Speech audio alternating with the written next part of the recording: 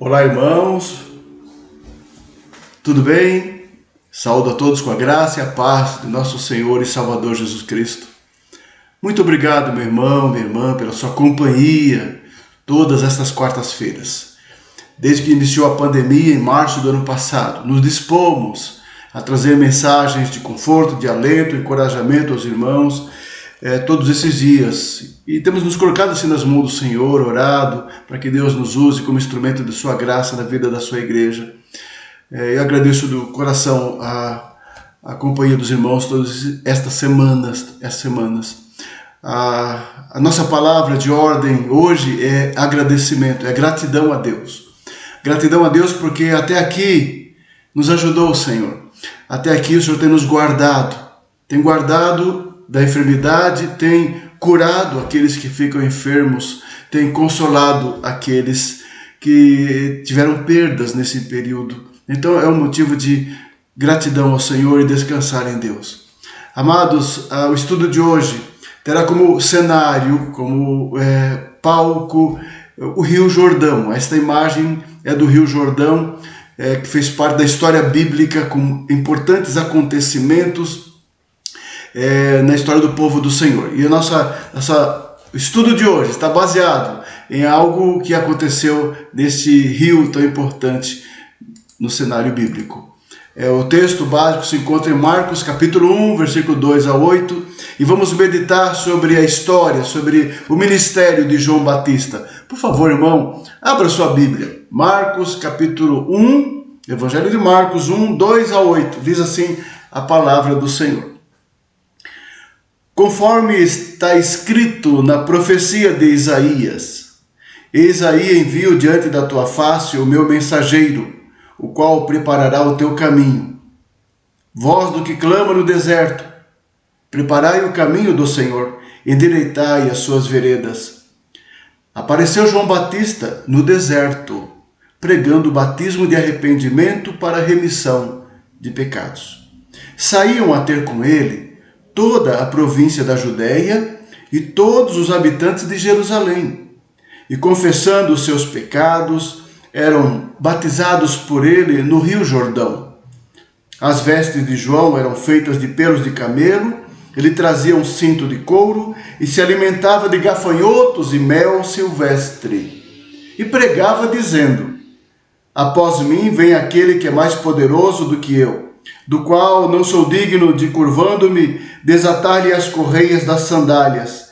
Eu vos tenho batizado com água, ele, porém, vos batizará com o Espírito Santo. Até aí. Oremos ao Senhor, curvemos nossas frontes.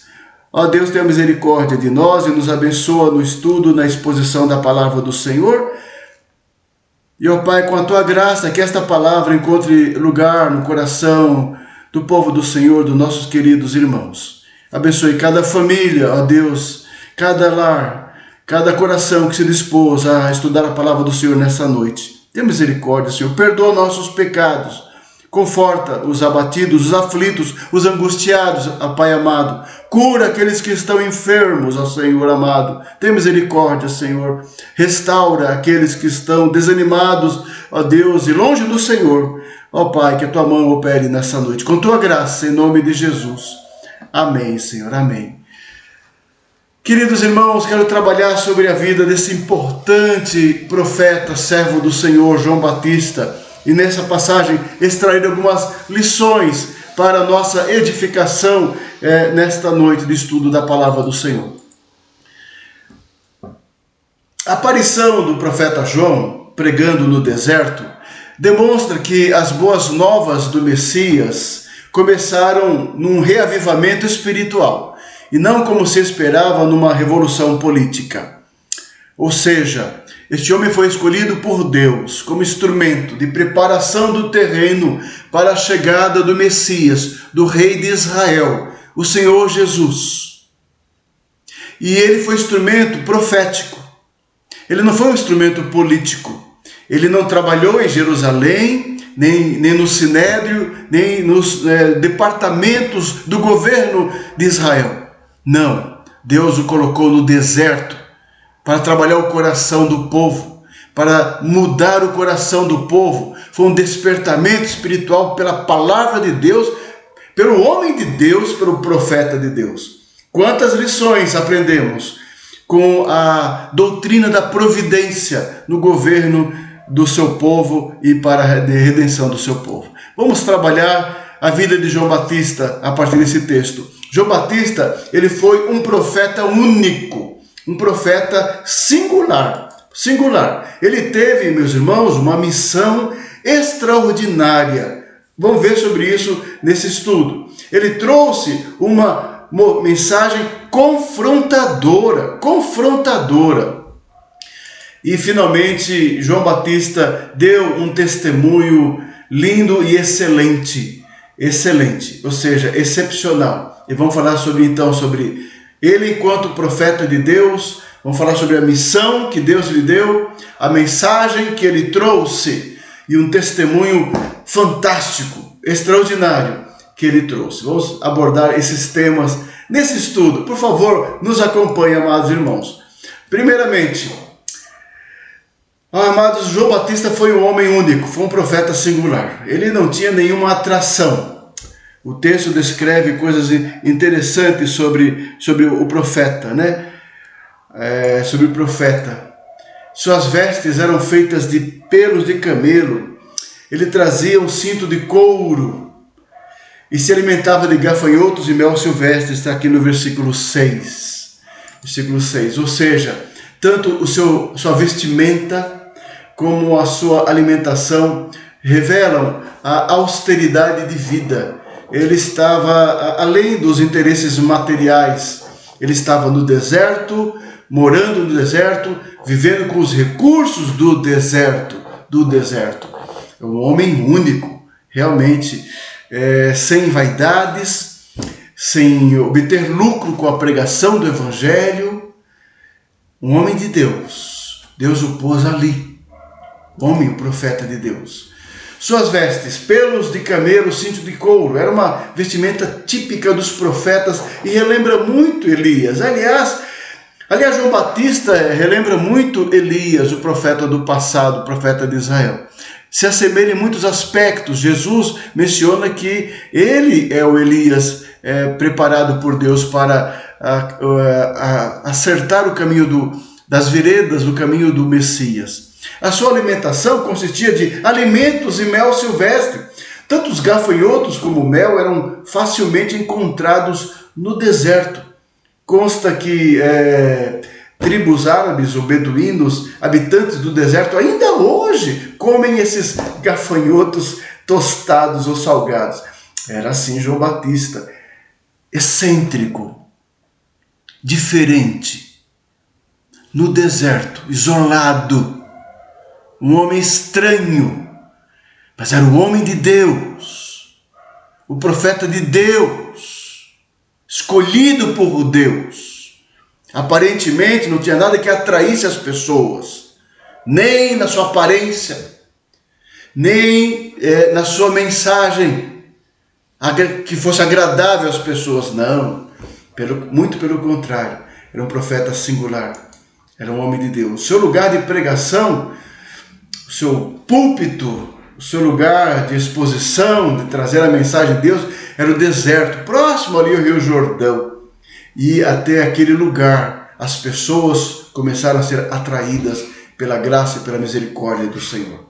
Ou seja, amados, nada neste homem, de uma forma superficial ou aparente, chamava a atenção das pessoas. Muito pelo contrário. Mas era esse homem de Deus escolhido naquele momento para ser aquele que prepararia o caminho do Filho de Deus, do Messias, do Cristo. Essa é a primeira lição. É um homem especial, era um homem de Deus, no tempo de Deus e no lugar que Deus queria que ele estivesse. A segunda lição, muito interessante, né? Ele teve uma missão extraordinária, preparar o caminho do Senhor. O que seria isso? Preparar o caminho do Senhor. Ou arrumar as coisas, preparar o cenário, preparar o ambiente para a chegada do Messias, tão aguardado, tão esperado pelos judeus. E eles aguardavam um Messias que fosse fosse reinar literalmente, que fosse governar o povo literalmente e tirá-los do jugo romano ou da opressão romana, que fosse um militar, que fosse um príncipe, que fosse um guerreiro. Os judeus tinham esta expectativa, assim. Alguém queria assumir o trono de Davi, né, com as características de Davi, de guerreiro, de reinar, de libertar, de conduzir o povo à vitória. Eles tinham uma visão equivocada, uma visão errada. Por isso Deus começou a trabalhar o coração da sociedade daqueles tempos, do povo daquele tempo. Ele tinha uma missão extraordinária: preparar o caminho, o coração do povo para receber o Messias, né? A citação que ele faz aqui no versículo 2 e 3, ele faz uma citação dos profetas, tanto Malaquias como Isaías, para confirmar assim, a descrição do evangelista Marcos, né? Testemunhando acerca de João Batista como cumprimento das profecias tanto de Isaías, cerca de 800 anos antes de Cristo, e Malaquias, cerca de 400 anos antes de Cristo, ou seja, séculos. Há muitos séculos o Senhor já havia revelado, já havia decretado que viria este homem, que viria este profeta para preparar o caminho do Senhor, o caminho do seu Messias. Ambas as profecias, no seu significado primário, ou seja, no seu contexto imediato, no livro dos respectivos profetas, se referiam ao povo de Deus à procura do Senhor, de Jeová. Mas, aqui nesse caso, a citação do evangelista Marcos sobre isso, acerca de João Batista, é que se refere a Jesus, ao tempo de Jesus e à pessoa de João Batista. Ou seja, cumprindo Isaías, cumprindo a profecia de Malaquias, apareceu João Batista no deserto. Não foi por um acaso, não foi por uma coincidência. Conforme dito pelos profetas de Deus, Isaías e Malaquias, apareceu aquele homem no deserto, pregando o batismo de arrependimento. Oh, amados irmãos, a sua vida e seu ministério foram o cumprimento das profecias. O batismo e a pregação de João estavam de acordo com as Escrituras Sagradas. Na vinda de Jesus ao mundo, ou seja, irmãos, na preparação do Senhor para a vinda do Redentor, nada houve de inesperado, não houve nada improvisado. Tudo ocorreu na hora certa, no momento certo, que Deus decretou, que Deus anunciou há muito tempo. Desde a promessa, lá em Gênesis capítulo 3, versículo 15, de que o descendente da mulher haveria de pisar a cabeça da serpente, e por todo o Antigo Testamento, essa profecia aparece com clareza. O plano da redenção, o plano da salvação do homem, o plano da reconciliação do homem, vinha sendo revelado gradativamente nas Escrituras, no Antigo Testamento. E agora, na plenitude do tempo, se cumprindo na vinda do Messias, do Salvador. E João Batista foi o homem escolhido por Deus para anunciar a chegada do Rei, do Messias. Portanto, irmãos, esta profecia, ela foi muitas vezes renovada pelos patriarcas Abraão, Isaque, Jacó, que é a profecia, que é o pacto da graça, né? A promessa foi assim renovada e foi reiterada por cada um dos profetas. A vinda de um Redentor, a vinda do Salvador, do Libertador. Um dia ele viria ao mundo. O seu nascimento, o seu caráter, a sua vida, a sua morte, a sua ressurreição e até o seu precursor, João Batista. Tudo isso, meu irmão, minha irmã, tudo isso foi profetizado antes da vinda do Senhor Jesus. Ou seja, como isso é importante, amado. Guarde isso no seu coração. Tudo aconteceu, tudo ocorreu conforme está escrito. Como é importante isso. A nossa fé não está firmada em experiências. A nossa fé não está firmada em o subjetivismo dos nossos sentimentos pessoais, nossas impressões religiosas. A nossa fé está firmada num Deus real e eterno. Um Deus real e eterno que desde a eternidade planejou a salvação do seu povo e concretizou a salvação do seu povo, preparando o terreno, levantando homens inspirados pelo Espírito Santo. Homens profetas de Deus, registrando no decorrer dos séculos, anunciando, preparando com detalhes a vinda do seu Redentor, do seu Salvador. Tudo acontecendo de acordo com o plano perfeito de Deus. E no tempo certo, cada detalhe do nascimento de Jesus, da vida de Jesus, da obra do Senhor Jesus Cristo, da sua morte, da sua ressurreição, cada detalhe foi anunciado, antecipado com a mensagem dos profetas. Se cumpriu as Escrituras, se cumpriu a palavra de Deus. A nossa salvação é objetiva, ela foi efetivada, consumada lá na cruz do Calvário, quando o Filho de Deus eterno, encarnado, morreu em nosso lugar, pelos nossos pecados. O sangue foi derramado, nossos pecados foram perdoados e nós somos justificados diante de Deus e recebidos pelo Pai. Louvado seja Deus por isso, tudo conforme está escrito. Que bênção, meus irmãos. Essas referências, Mateus 3,3 diz assim: porque este é o referido por intermédio do profeta Isaías.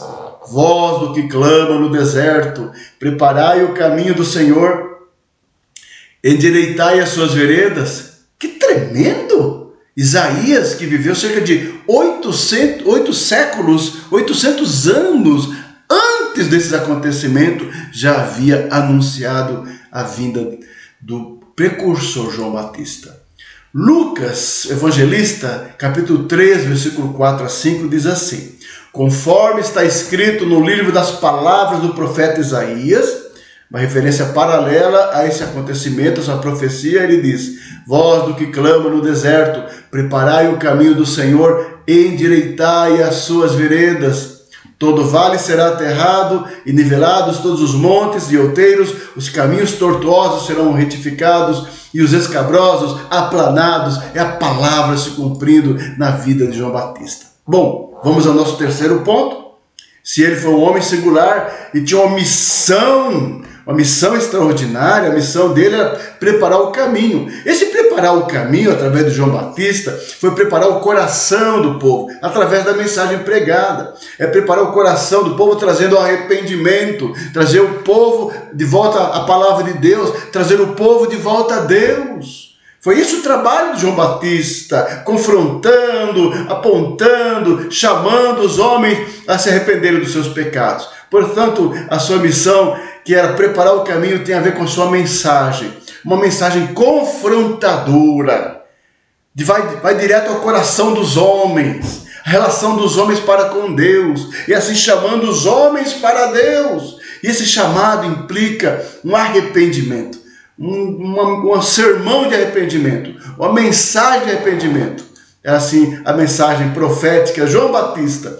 Portanto, amados, o ministério de João se caracteriza pelo poder moral da sua mensagem. É muito interessante isso, né? O que se prepara, como eu disse, é o coração do homem, é trabalhando o coração do homem.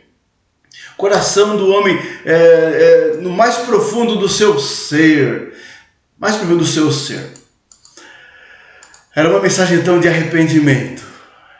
Arrependimento no grego é a palavra metanoia, que significa originalmente a mudança de pensamento, né? Metanoia, noios é a mente, pensamento, né? É mudar o pensamento, mudar a mente, é a virada da mente. Porém, no Novo Testamento, o sentido de arrependimento vai além da mudança da mente, vai a mudança da conduta. Há uma mudança de entendimento, há uma mudança da mente, mas isso resulta numa mudança de comportamento. Isso é o verdadeiro arrependimento. que resulta numa mudança de trajetória da vida, né, de conduta, de comportamento. Assim era a mensagem de João Batista e também de Jesus Cristo.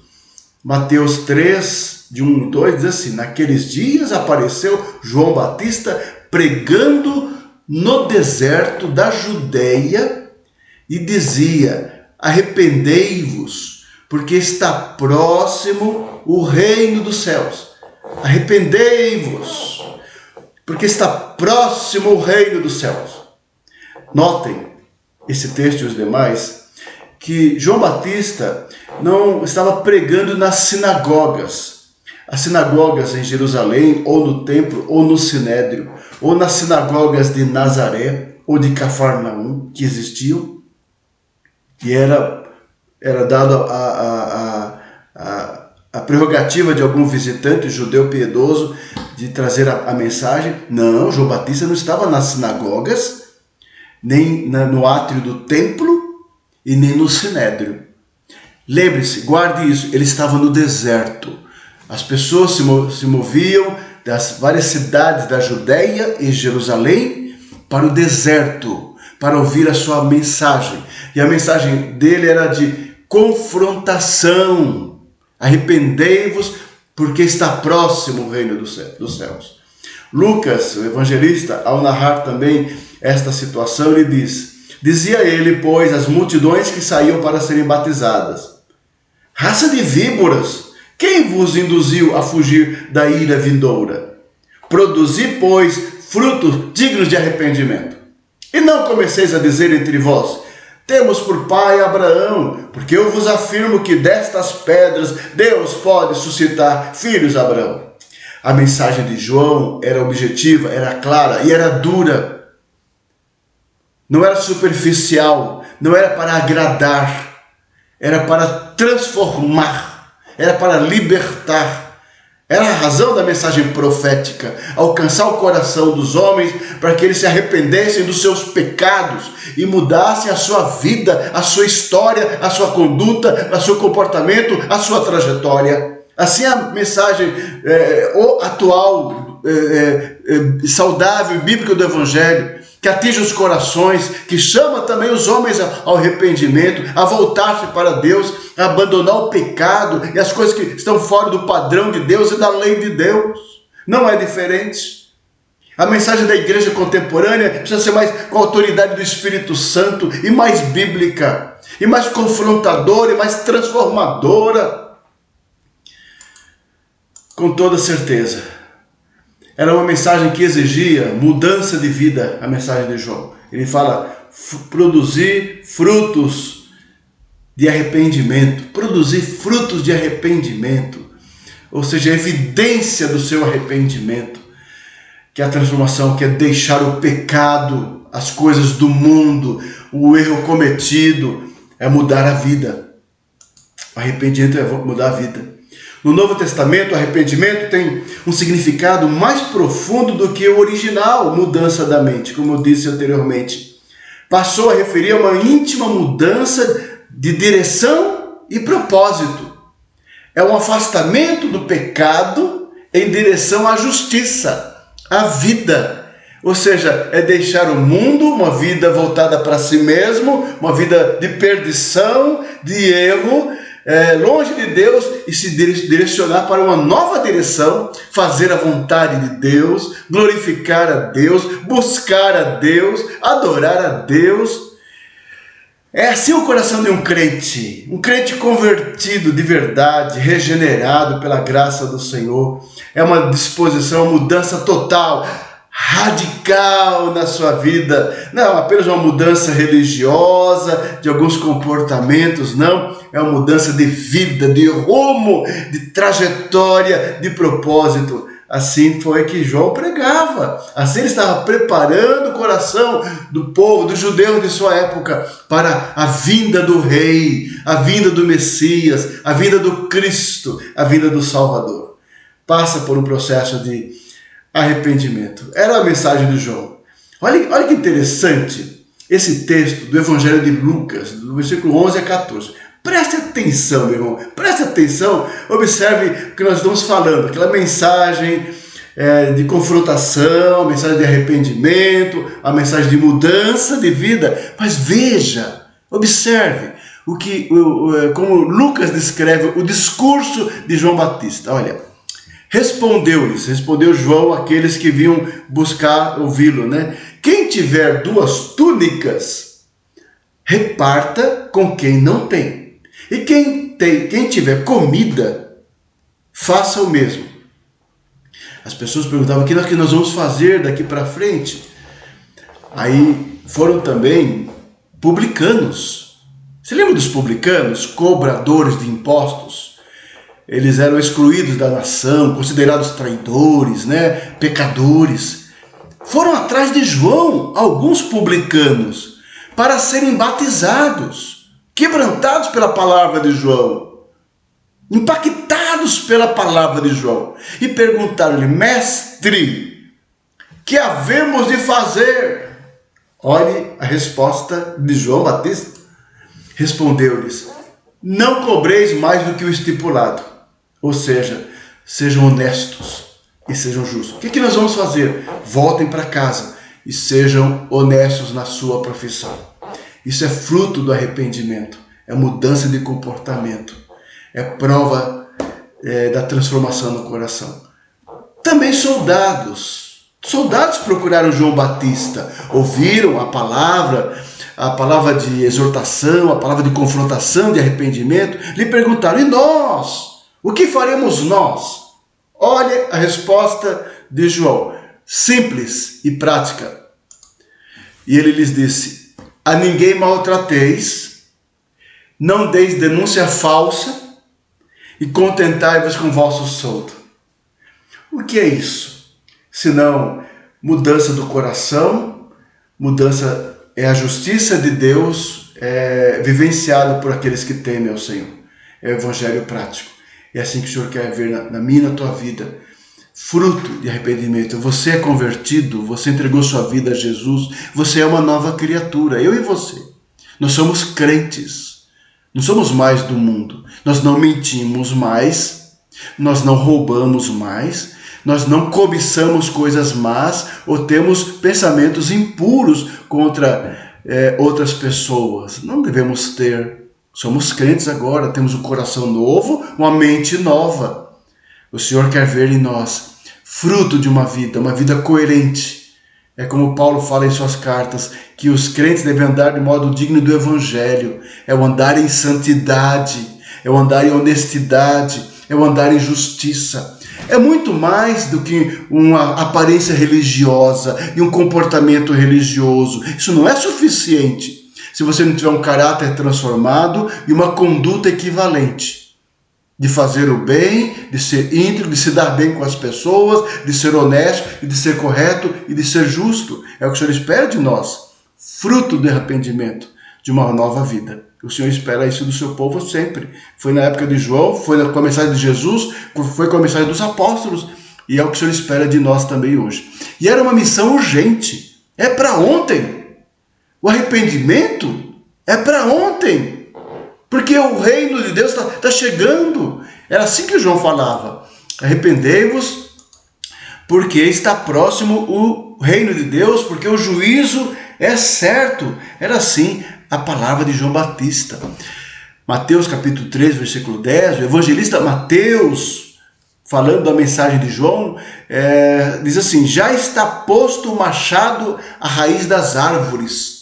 Toda árvore, pois, que não produz bom fruto é cortada e lançada ao fogo. É um alerta. É um alerta. A mensagem do Evangelho hoje em dia, meu irmão, a nossa mensagem é para ontem. É chamar nossos amigos, nossos parentes, as pessoas que nós amamos, chamar pelo Evangelho a graça de Deus. Venham, se arrependam, venham para a igreja, venham para Deus, venham para Jesus. Não podemos perder tempo, estamos perdendo muito tempo, estamos desperdiçando tempo com coisas frívolas. As coisas estão acontecendo, vivemos uma época de pandemia, as pessoas estão adoecendo, parentes estão doentes, amigos estão doentes, alguns sem Deus. muitos sem Cristo, sem esperança de salvação. Então, oremos pela cura e preguemos para a salvação eterna dessas pessoas que nós amamos. É momento de pregação, de evangelização, de testemunho da palavra de Deus pelo povo do Senhor. A mensagem é urgente, meus irmãos. Não podemos perder essa perspectiva do evangelho, da mensagem. Lucas 3,9 dizia João Batista: pois as multidões que saíam para serem batizadas, raça de víboras, quem vos induziu a fugir da ira vindoura? Ou seja, pessoas que tinham procurar o João Batista com a intenção errada, esperando uma mensagem errada. Não é diferente hoje em dia. As pessoas vêm às igrejas ou procuram os cultos e as mensagens para ouvir aquilo que é de acordo com o seu coração, a sua necessidade imediata. Mas a palavra de Deus é trazer vida eterna, é salvação, é reconciliação com Deus, acima de tudo. Não nos enganemos, nem enganemos ninguém. Jesus veio para salvar. Todo aquele que nele crê terá vida eterna. Pregue isso. O príncipe da paz veio trazer paz porque reconcilia os homens com Deus. Não apenas para trazer um sentimento de paz, mas reconciliar o homem com Deus para a eternidade. Temos que rever nosso testemunho como crentes, como igreja, nossa pregação. É um momento de crise, é um momento de oportunidade, é um momento de mensagem do povo do Senhor. Amado, o reino de Deus está próximo e o juízo é certo. Se arrependa dos seus pecados, volte-se para Deus, venha agora já. Abandone o pecado e venha para Deus, venha para o Senhor, em nome de Jesus. Venha, enquanto há tempo, amado. E, finalmente, quarto, último ponto desse texto tão precioso, sobre o testemunho de João, né? Sobre o ministério de João. Ele deu um testemunho excelente, excelente. Aqui, versículo 7 e 8, diz assim: pregava dizendo: após mim vem aquele que é mais poderoso do que eu, do qual não sou digno de, curvando-me, desatar-lhe as correias das sandálias. Eu vos tenho batizado com água, ele, porém, vos batizará com o Espírito Santo. João Batista, ele deu testemunho de outra pessoa, que era Jesus, que é o Cristo, que é o Messias. Ele testificou: eis o Cordeiro de Deus, que tira o pecado do mundo. Eis, é ele o Cordeiro de Deus. Foi ele que disse isso. Foi o seu testemunho acerca de Jesus. Um testemunho excelente, né? A pregação de João e o testemunho de João apontavam tudo para Jesus. Em Jesus está a salvação. Alguém maior do que ele. E olha que ele já era naqueles dias muito famoso, procurado por pessoas de toda a parte da Judéia e da cidade de Jerusalém. Viam multidões, o texto fala assim, multidões continuamente iam a João. João se tornou muito famoso, era um profeta de Deus depois de 400 anos de silêncio em Israel. Deus levanta um profeta, um arauto no meio do deserto. A notícia corria por todo canto para ouvir a mensagem do profeta João. Aí João testifica: não sou eu não sou o Cristo, eu não sou o Messias, é alguém muito maior do que eu. E assim ele aponta para Jesus. É o que a igreja deve fazer, é o que nós devemos fazer, é apontar para Jesus, é levar os homens a Jesus, é mostrar a glória de Jesus, mostrar a grandeza de Jesus a essa humanidade perdida e vazia. É falar de Cristo, é glorificar a Cristo, como fez João Batista. Tremendo. Diz assim o texto, olha, vou destacar alguns tópicos desse texto. Olha, e pregava dizendo: após mim vem aquele que é mais poderoso do que eu, do qual não sou digno de, curvando-me, desatar-lhe as correias das sandálias. Ele é tão grande, tão maior do que eu e João Batista entendia assim: eu não sou digno nem de carregar suas sandálias, nem de amarrar. E diz mais: eu vos tenho batizado com água. E era importante o batismo de arrependimento, o batismo de João. Aí ele diz algo: olha, o que ele vai fazer é muito maior do que eu estou fazendo. Ele porém vos batizará com o Espírito Santo. Espírito Santo. Ok?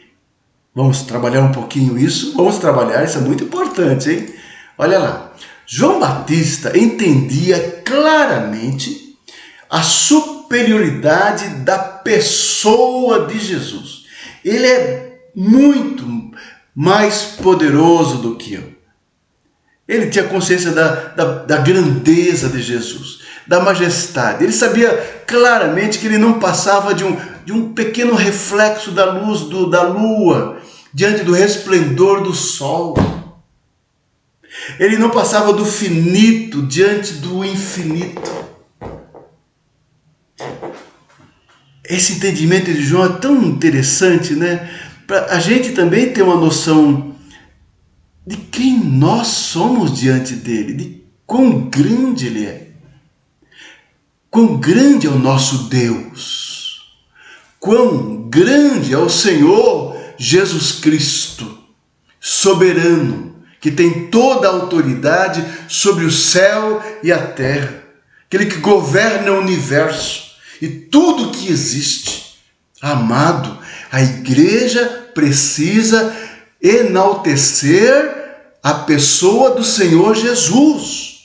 Os cristãos, os pregadores, os missionários precisam enaltecer a pessoa do Senhor Jesus. E não a nossa pessoa. Não a nossa pessoa. Seja quem for, seja eu ou quem for. Enaltecendo homens. Nós enaltecemos homens. Homens.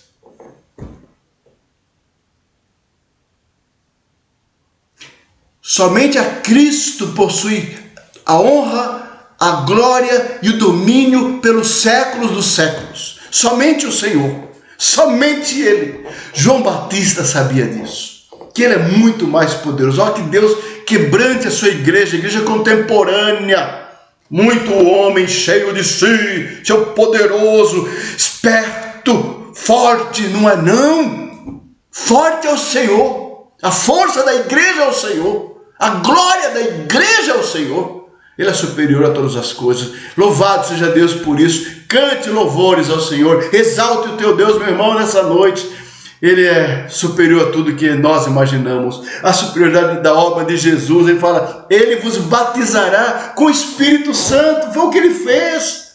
Enviando o Consolador. O Espírito Santo que regenera, que transforma os homens, que está operando em mim, em você, na igreja. É o penhor da herança. É o Espírito Santo curando, transformando, guiando, iluminando, conduzindo sua igreja. É o penhor da herança do Senhor até a volta de Jesus.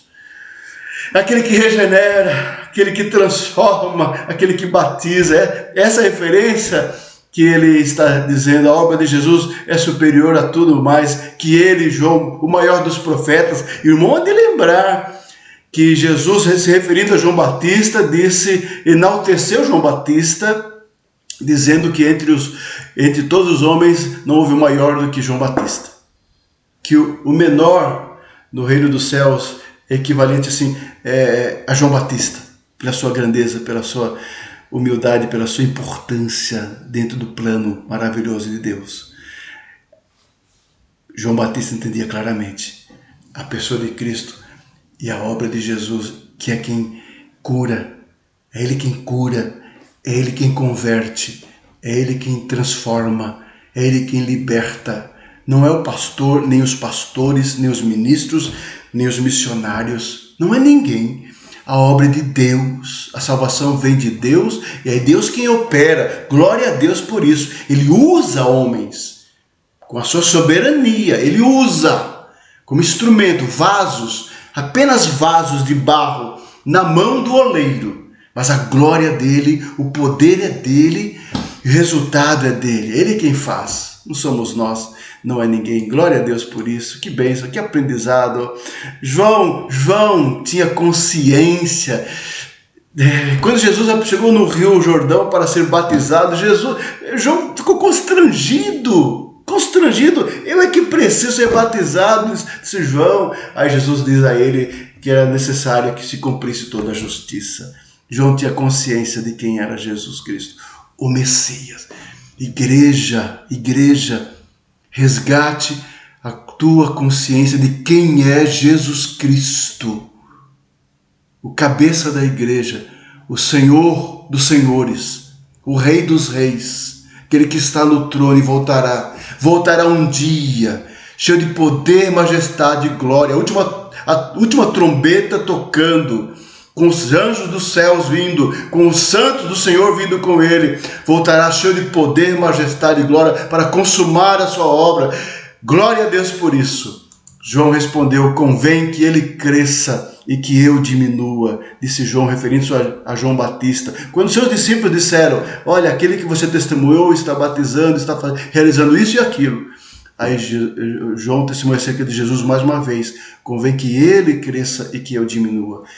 Nós temos que diminuir, menos o Francisco, menos o Paulo, o Fernando, o José, o Tiago, o João, menos nós, menos de todos nós, e que Cristo cresça cada vez mais, através de nós, seja espelhado, a luz de Cristo espelhada através de nossa vida santa diante do Senhor. Somente isso, somente isso. Oh, que texto lindo, meu irmão, que texto lindo. Espero que isso traga assim um conforto ao teu coração. É Jesus que reina na tua casa. É Jesus que é a fonte de paz na tua casa. É Jesus, não é nenhuma outra coisa. É Jesus que é a fonte de graça na tua casa, meu irmão. É Jesus, sempre Jesus. Concluindo, olha, João Batista, ele foi um profeta único, singular. Ele teve uma missão extraordinária: preparar o caminho, as veredas para a chegada do Messias, trabalhando o coração das pessoas. Como ele fez isso? Com uma mensagem confrontadora. Arrependei-vos porque está próximo o reino dos céus. Arrependei-vos porque é chegado o reino dos céus. É a mensagem do juízo, é a mensagem urgente. E ele deu um testemunho excelente. Olha, aquele que vem após mim é muito maior do que eu. Muito maior. Muito mais poderoso do que eu. Do qual não sou digno de nem amarrar as suas sandálias. Ah, que testemunho lindo. Testemunhar assim alguém maior. Nós não temos que mostrar aos homens e ao mundo nossa pessoa, nossos feitos e nossas obras. Não, isso não é nada. Isso não é nada. Isso não é nada. Nós temos que apresentar às pessoas e ao mundo Jesus Cristo, a sua glória, a sua grandeza e o seu poder. É o testemunho que nós temos que dar. Se a gente começa a aparecer muito, alguma coisa está errada. Quem tem que aparecer é Jesus, sempre. Que lições podemos tirar com tudo isso? Que lições? Quantas lições, meu irmão. Eu apenas coloquei algumas delas aqui para finalizar, tá? Primeira lição: os planos de Deus são perfeitos e se cumprem plenamente. Não se engane com esta pandemia que já está há 15, 16 meses e vai durar mais alguns meses. Não se engane. Os planos de Deus na minha vida, na tua vida, na igreja e na humanidade estão se cumprindo perfeitamente. As Escrituras estão se cumprindo perfeitamente. Mesmo que nós não entendamos muitas coisas, é claro que não, somos finitos, somos homens, nós sabemos que o Senhor é soberano, que está no controle, no comando de tudo isso. Glória a Deus por isso. Conforme está escrito, diz o texto, conforme está escrito, se cumpriu no tempo e se cumpre agora. Segunda lição: o chamado de Deus é soberano. O chamado de Deus é soberano. Deus não age segundo os nossos padrões, segundo os nossos modelos, segundo o nosso querer. O chamado de Deus é livre. O agir do Espírito Santo sobre as pessoas e sobre a igreja é soberano. Ele opera em quem quer e como quer. Ele escolheu João e preparou o terreno. João, nascido, a sua mãe idosa, estéril. O nascimento de João foi um milagre. Milagre em Isabel, abençoada por Deus. Mas o Senhor soberano agiu na vida do seu pai e da sua mãe, mesmo na idade idosa.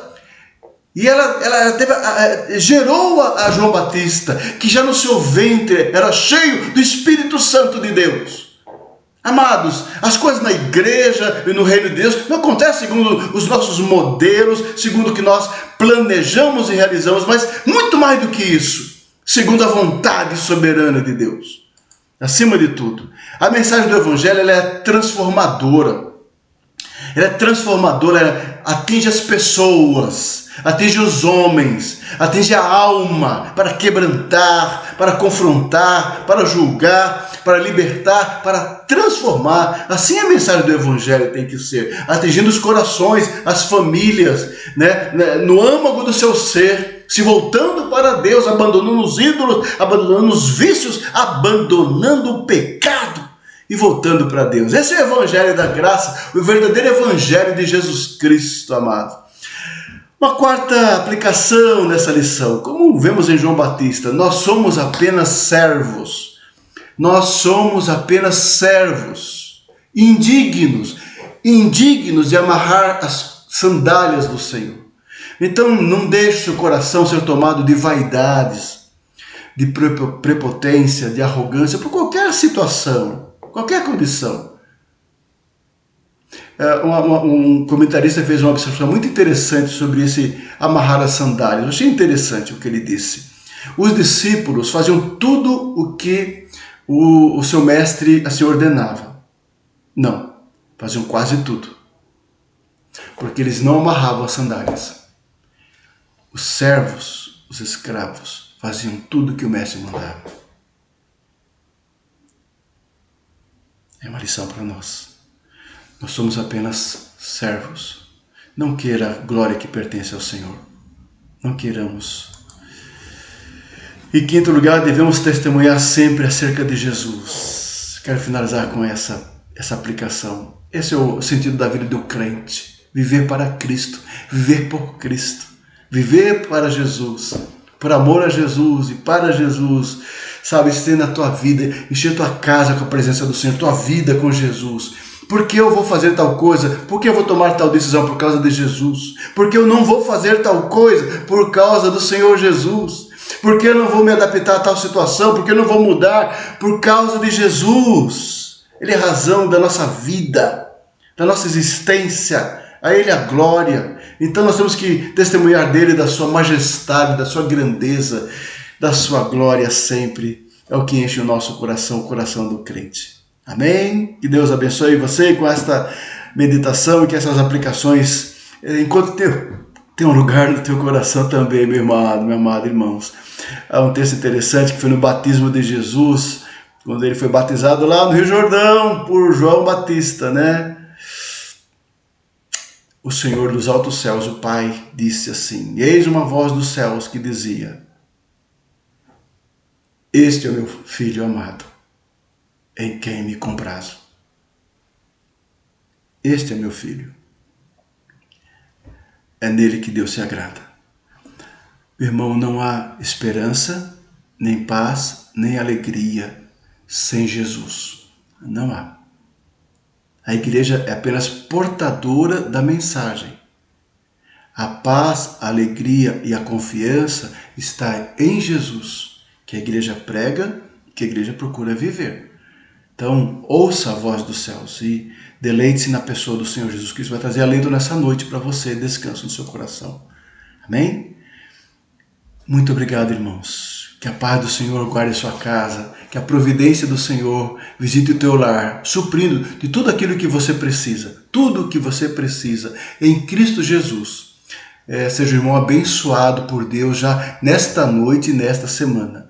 Que o teu coração seja guardado pelo Senhor, havendo confiança, fidelidade, fé e firmeza cada vez mais no Senhor Jesus Cristo. E lembrando o texto de número 6, a bênção araônica, diz assim: o Senhor te abençoe e te guarde. O Senhor faça resplandecer o rosto sobre ti e tenha misericórdia de ti. O Senhor sobre ti levante o rosto e te dê a paz. Um grande abraço do seu pastor. Que Deus te abençoe, amado. Uma ótima semana com o Senhor. Amém.